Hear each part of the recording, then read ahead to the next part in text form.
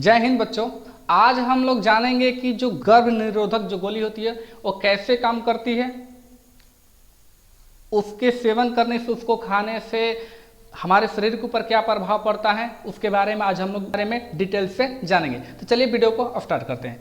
देखिए यहाँ पर जो टॉपिक दिखाया गया है कि गर्भ निरोधक गोली कैसे काम करती है, यही टॉपिक है। इसी के बारे में हम लोग को समझना है कि गर्भ निरोधक जो गोली है वो कैसे काम करती है, उस शरीर के ऊपर क्या प्रभाव डालता है, इसके बारे में हम आज हम लोग विस्तार से जानेंगे। तो चलिए देखिए यहाँ पर जो पहली बात यहाँ पर बता रहा है कि गर्भ निरोधक जो गोली है उसका बनाने का उद्देश्य क्या था। गर्भ निरोधक जो गोली है वो क्यों बनाया गया, किस लिए बनाया गया, और उसका शुरुआती जो उपयोग था, पहला उपयोग था वो कहाँ पर किया गया था, इसके बारे में हम लोग देखते हैं। तो देखिए यहाँ पर जो टॉपिक है कि गर्भ निरोधक जो गोली है उसका उद्देश्य क्या था। देखिए उसका जो उद्देश्य था यहाँ पर बताया गया कि जनसंख्या नियंत्रण, जनसंख्या नियंत्रण, यानी कि गर्भ निरोधक जो गोली है उसका हम लोग उपयोग जनसंख्या को नियंत्रण करने के लिए करते हैं। शुरुआती में जो इसको बनाया गया था अमेरिका में, तो इसका उपयोग मुख्य रूप से जनसंख्या को नियंत्रण करने के लिए ही इसका उपयोग किया गया था, चाहे इसको बनाया गया था। अब देखते हैं कि इसको बनाने वाले कौन थे, यानी कि इसके आविष्कारक कौन थे। गर्भ निरोधक जो गोली है उसका आविष्कार किसने किया था, तो वो थे ग्रेगोरी गुडविन पिंकफ। ग्रेगोरी गुडविन पिंकफ ये जो वैज्ञानिक थे, इन्होंने ये अमेरिका के रहने वाले थे और इन्होंने 1960 में सबसे पहले मुंह से खाने वाले, पहले जो आता था जो गर्भ निरोधक गोली उसको किसी तरीके से गर्भाशय में डाल दिया जाता था और तब उसके बाद में अंडाणु नहीं बनते थे या उनका विकास, अंडाणुओं का विकास नहीं होता था। लेकिन सबसे पहले 1960 में अमेरिका में, 1960 में कहाँ पर, अमेरिका में ग्रेगोरी गुडविन पिंकफ नामक जो वैज्ञानिक थे उन्होंने ही सबसे पहले, ग्रेगोरी गुडविन पिंकफ ने ही, उन्होंने सबसे पहले 1960 में अमेरिका में गर्भ निरोधक गोली का आविष्कार किया, वो भी मुंह से खाने वाला।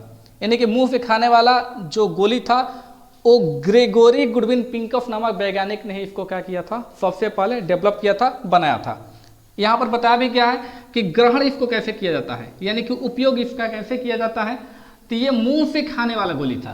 पहले जो गोली था उसको हम लोग किसी तरीके से गर्भाशय में डाल दिया जाता था उसको, लेकिन ये जो गोली जो बनाए थे ग्रेगोरी गुडविन पिंकफ 1960 में, गर्भ निरोधक गोली दुनिया की ये पहला ऐसा गोली था जो मुंह से खाने वाला था। इसके पहले जो था वो किसी तरीके से गर्भाशय में डाल दिया जाता था। अब यहाँ पर हम लोग बात करते हैं कि इसको कितना दिन तक खाया जाता है। ये जो गोली है इसको हम लोग खाते हैं कितना दिन तक, 21 दिनों तक इसको खाया जाता है। 21 दिनों तक इसका सेवन करना पड़ता है, उसके बाद में वो जो अंडाणु है वो बनना बंद हो जाता है। तो अब यहाँ पर उसके आगे का जो है कि जैसे ये गोली को खाते हैं तो खाने के बाद में हमारे खून पर क्या प्रभाव डालता है, किस प्रकार से ये काम करता है। तो देखिए जैसे ये गोली को हम लोग खाते हैं तो ब्लड के अंदर एस्ट्रोजन और प्रोजेस्टेरॉन नामक जो हार्मोन है इसकी लेवल काफ़ी ज़्यादा बढ़ जाता है। यहाँ पर बताया भी गया है कि गोली का प्रभाव, गोली का खून पर प्रभाव क्या है, गोली का ब्लड यानी कि खून पर प्रभाव क्या है। तो ये क्या करता है कि खून में एस्ट्रोजन एवं प्रोजेस्टेरॉन, एस्ट्रोजन एवं प्रोजेस्टेरॉन जो हार्मोन है उसकी लेवल को काफ़ी ज़्यादा बढ़ा देता है, और बढ़ाने के बाद में क्या होता है उसके बारे में यहाँ पर देखते हैं। देखिए यहाँ पर ये जो दिखाया गया है कि एक गोली को दिखाया गया है, गर्भ निरोधक एक गोली को दिखाया गया है। ये जो गोली होता है दो प्रकार के हार्मोन से मिलकर बने होते हैं, एगो एस्ट्रोजन होता है और दूसरा होता है प्रोजेस्टेरॉन। दो प्रकार के हार्मोन से ये गोली मिलकर बना होता है, एस्ट्रोजन, यही दो हार्मोन के मिलने की वजह से इस गोली का निर्माण होता है। अब यहाँ पर ये समझते हैं कि ये गोली को जैसे हम लोग खाते हैं, यहाँ पर जैसे हम लोग इस गोली को सेवन करते हैं, इसका जैसे हम लोग खाते हैं इस गोली को, तो खाने के बाद में क्या होता है, ये गोली तो हम लोग खा गए, खाने के बाद में ये जो गोली है शरीर के अंदर जाकर ये टूटता है, और टूटने के बाद में ये जो हार्मोन है ये हमारे ब्लड में मिल जाते हैं। हमारे जो ब्लड है, मान लीजिए कि इस तरीके से ये ब्लड हमारा जो नस होता है, ये नस होता है, इनमें इस तरीके से जो ये ब्लड के कण है इनके अंदर ये वाला हार्मोन मिल जाता है। कौन कौन सा हार्मोन, तो ये हार्मोन होता है प्रोजेस्टेरॉन, मान लीजिए कि ये प्रोजेस्टेरॉन हो गया, और ये हो गया एक लंबा सा मान लीजिए क्या एस्ट्रोजन, एक एस्ट्रोजन हो गया, एक प्रोजेस्टेरॉन हो गया। तो ये क्या करते हैं कि जैसे ही गोली का हम लोग सेवन करते हैं तो सेवन करने के बाद ये हार्मोन हमारे शरीर में, हमारे ब्लड में मिल जाते हैं और मिलकर हमारे ब्लड के अंदर जो ये हार्मोन है एस्ट्रोजन और प्रोजेस्टेरॉन, इसकी लेवल को काफ़ी अधिक बढ़ा देता है।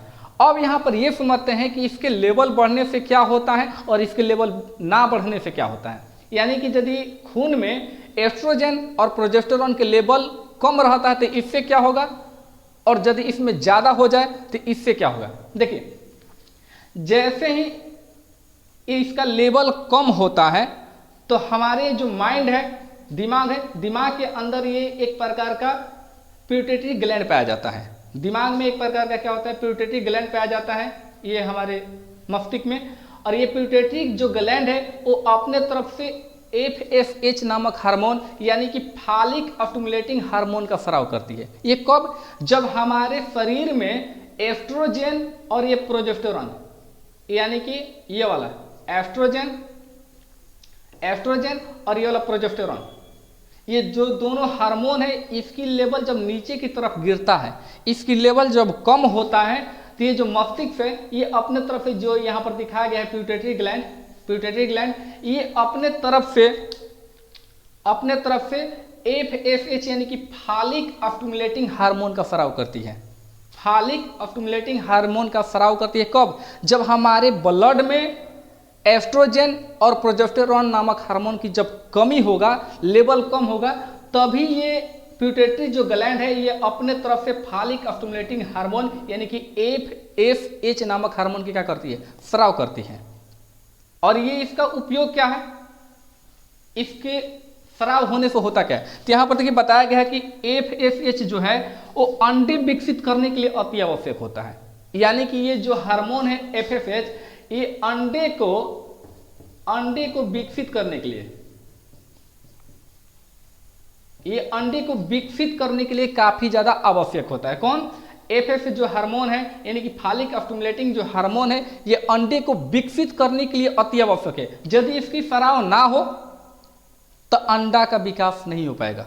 यानी कि अंडा का विकास नहीं होगा मतलब जो भी महिला है वो गर्भ धारण नहीं कर पाएगी। तो वैज्ञानिकों ने यही देखा कि यदि ये कम होता है तो अंडे का विकास होता है, किस वजह से, ताकि ये फॉलिक स्टिमुलेटिंग हार्मोन का स्राव करने लगता है। जैसे ही ब्लड में एस्ट्रोजन और प्रोजेस्टेरॉन नामक हार्मोन की कमी होता है तो जो मस्तिष्क है उसका पिट्यूटरी ग्लैंड ये अपने तरफ से फॉलिक स्टिमुलेटिंग हार्मोन का स्राव करती है और यही हार्मोन अंडे को विकास करने के लिए आवश्यक होते हैं।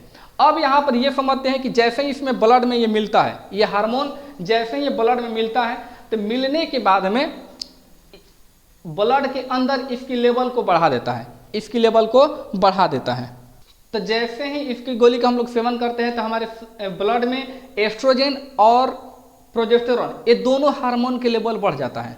तो लेवल बढ़ने से क्या होता है ना, तो ये जो दिमाग है ये कहता है कि जब खूनों में एस्ट्रोजन और प्रोजेस्टेरॉन हार्मोन की जब कमी ही नहीं है तो फिर हम फॉलिक स्टिमुलेटिंग हार्मोन की स्राव क्यों करें। तो ये जो लेवल बढ़ता है ये गोली खाने की वजह से बढ़ता है। जैसे ये गोली खाते हैं तो खाने की वजह से खून के अंदर ये दोनों हार्मोन का, एस्ट्रोजन और प्रोजेस्टेरॉन नामक हार्मोन का लेवल बढ़ जाता है, जो दिमाग सेंस करता है कि इसमें लेवल बढ़ा है, इसलिए फॉलिक स्टिमुलेटिंग हार्मोन का स्राव नहीं करता है। और ये स्राव ना करने की वजह से जो अंडाणु है वो विकसित नहीं हो पाते हैं, उसका विकास नहीं होता है, जिसकी वजह से जब अंडाणु ही नहीं बनेंगे, उसका विकास ही नहीं होगा तो गर्भ धारण का सवाल ही नहीं पैदा होता है, सवाल है ही नहीं।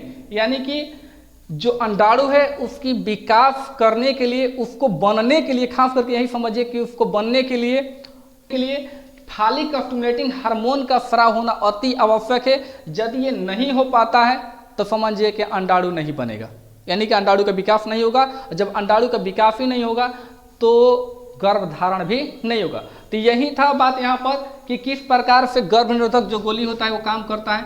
सब पूरा रीजन यही है कि ये जो दोनों हार्मोन है एस्ट्रोजन और प्रोजेस्टेरॉन, इसी पर ये क्या करता है, निर्भर करता है। यदि इस हार्मोन की ब्लड में कमी होता है तो फॉलिक स्टिमुलेटिंग हार्मोन का स्राव होगा, और यदि इसकी मात्रा क्या होती है, बढ़ती है, प्लस होती है, तो इस हार्मोन का स्राव नहीं होगा। और ये जो हार्मोन है वो अंडे के विकास करने के लिए आवश्यक होता है। यानी कि अंडे का जब विकास करना है तो फॉलिक स्टिमुलेटिंग हार्मोन का स्राव करना पड़ेगा।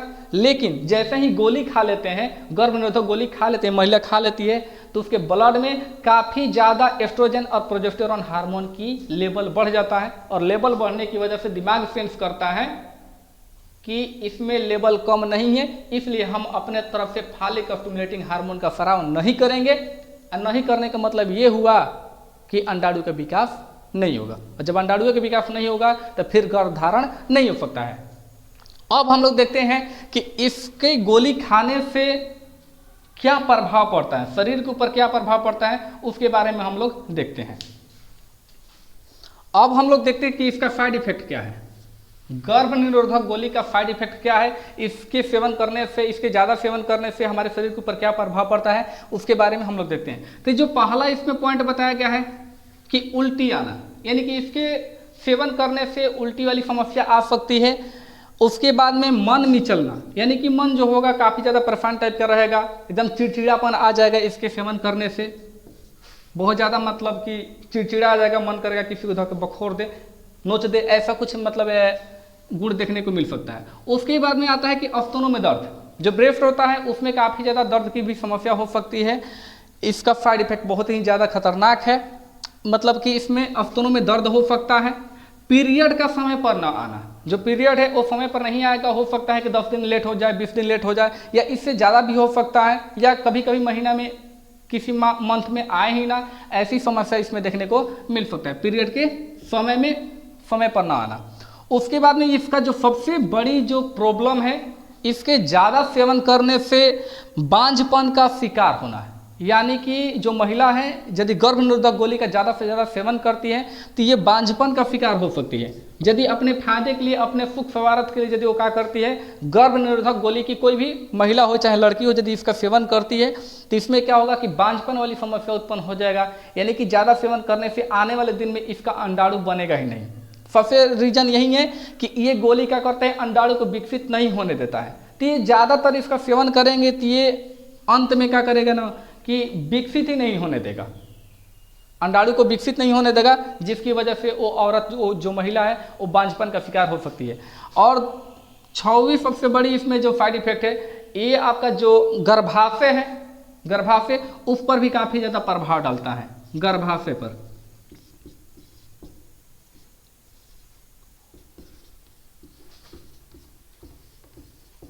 ये गर्भाशय पर भी काफ़ी ज़्यादा प्रभाव डालता है, और ये खराब होने का डर बना रहता है, जिसको हम लोग बचदानी बोलते हैं। ये खराब होने का हमेशा डर बना रहता है ज़्यादा गर्भ निरोधक गोली खाने से।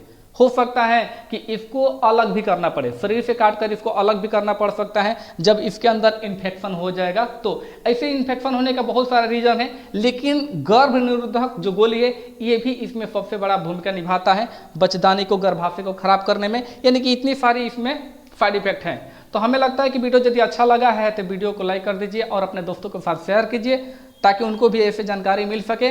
और यदि मेरे चैनल पर नए हैं तो चैनल को सब्सक्राइब कीजिए, बेल आइकन को दबाकर ऑल पर क्लिक कीजिए, ताकि मैं जब भी कोई नई वीडियो अपलोड करूं तो उसका नोटिफिकेशन सबसे पहले आपको मिले। तो चलिए फिर मिलते हैं अगले वीडियो में, तब तक के लिए जय हिंद।